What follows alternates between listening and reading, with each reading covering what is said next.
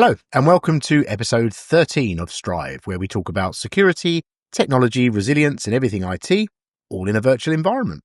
I'm Darren Thomson, your host, and today we're going to be diving into what I think is one of the most crucial aspects of building modern cyber resilience, which is the building of an effective cyber recovery plan. If we're honest, cyber attacks aren't a matter of if anymore, but they're a matter of when. The breach is somewhat inevitable, and so our ability to bounce back from that breach is of paramount importance to the business. Before we start, my usual disclaimer, please do not forget that the information provided here is for general informational purposes only. It does not constitute legal advice and may be subject to change. Cyber attacks, ransomware, data breaches, data exfiltration, malware are designed, of course, to cripple our businesses. And so our ability to recover quickly and effectively from an attack is, in some cases, the difference between survival and otherwise. For me, at the heart of an effective cyber recovery plan are the three pillars of people, process, and technology. At Commvault, we've defined a cyber recovery planning framework based on 5 key steps, and I thought it would be a good idea and a good use of time in this episode to talk you through those steps at a high level. So phase 1 is about preparation, preparing the plan. This is the foundation of a good cyber recovery. This is where people and process and technology come together to build the resilience plan and, very importantly, to test it. On the people side, everybody in the organization has to know their role. Who takes charge when an attack occurs? What is their responsibility? A well-defined crisis or instant response team is crucial. In terms of process in the preparation phase, recovery, of course, isn't improvised, it's planned. Here, you will need to map out potential threat scenarios, define step-by-step recovery playbooks, and ensure that the plan aligns with your bigger business continuity strategy and your incident response processes. And then on the technology side, effective cyber recovery depends on clean, protected backups of your critical data. Traditional backup solutions may not be enough.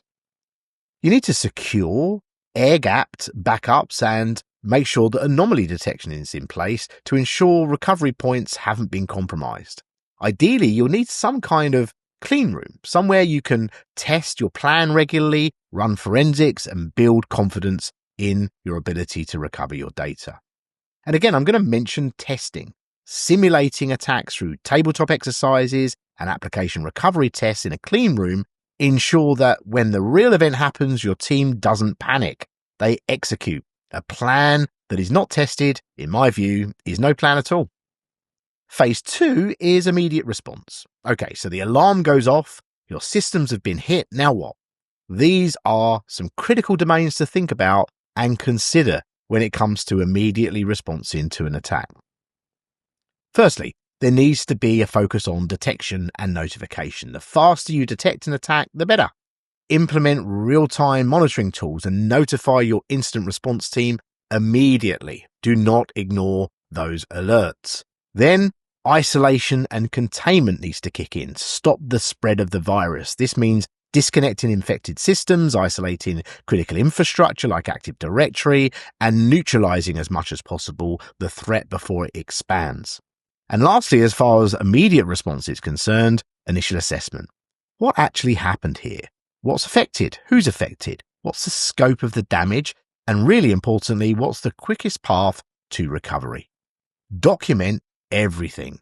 The more you write down, in my experience, the better at this stage. This intelligence will help shape your recovery processes now and in the future. Here's the thing, every second wasted increases recovery time. Fast, decisive action is what separates minimal disruption from a catastrophic failure. Then we move to phase 3. The recovery phase. This is the heavy lifting, getting your systems back online post-breach. But here's the catch. Restoring backups isn't as simple as pressing restore. You need to ensure that backups are clean. If your last backup is infected, you're simply going to reinfect yourself by restoring it. This is where your IT team, both the security team and the traditional infrastructure team, really starts to earn their money. Where is the backup going to come from? How are you ensuring that the data targeted for restoration is not compromised? This is where air gapping, clean room technology, and automation technologies can really come into their own. And of course, it's not just about data. Active Directory, firewalls, servers, applications, all must be rebuilt with hardened security configurations and ready to serve the business as quickly as possible. Prioritization here is also important. You must prioritize critical infrastructure, data, and applications first, and applications should be restored only after confirming the system and data integrity. Remember, this phase isn't just about getting back online quickly, it's about ensuring attackers don't have a lingering presence in your environment. Then we come to phase 4, reintegration. You've restored your backups and it's time to reintegrate your technologies for your business. Once recovery is underway, you can start to think about reconnecting users, but cautiously. Corrupt data and misconfigured security settings can lead to new vulnerabilities and further downtime. This is a great time to think about user access and authentication. What about the controls that surround those aspects, multi-factor authentication, least privilege policies, etc.? If they were missing before, now's a great time to reconfigure your systems when it comes to identity. Gradual reconnection of assets is key. Critical infrastructure first, followed by business important functions, all whilst monitoring for signs of any persistent threats. And lastly, we come to phase 5, continuous improvement. Recovery is not the end of the story, of course. It's a lesson, and in some ways a new beginning. Here are some things you need to focus on, in my experience, as you start to reflect on what happened to you during a breach or during a test of your plan. First of all, security enhancements. Apply new security controls based on the lessons learned from the attack or the test. Maybe it's stricter email filtering or improved endpoint protection or better backup philosophy or better logging and monitoring.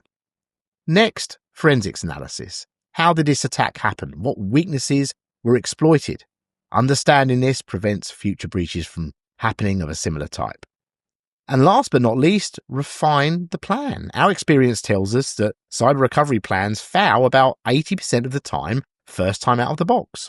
Your plan should be tested regularly, linking us back to phase 1 actually.